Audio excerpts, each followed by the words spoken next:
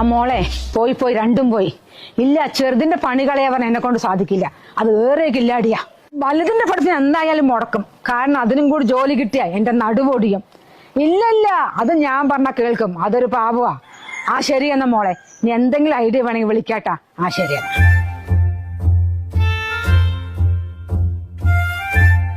ദൈവമേ, ഒരു ദിവസം പോലും സമയത്തിന് ചെല്ലാൻ പറ്റണില്ലല്ലോ. ഇപ്പൊ തന്നെ 10 മണിയായി. ഇന്നും ഇപ്പൊ എല്ലാവരും മുന്നിൽ ചെയ്തേണ്ടവര്. മോളെ ഒന്ന് നിക്ക്. എന്താ അമ്മേ?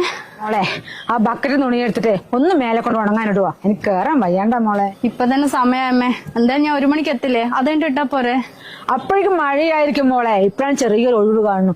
ഇപ്പൊ തന്നെ ഇട്ട് ഉച്ചയാകുമ്പോഴത്തേക്ക് ഉണങ്ങി കിട്ടും.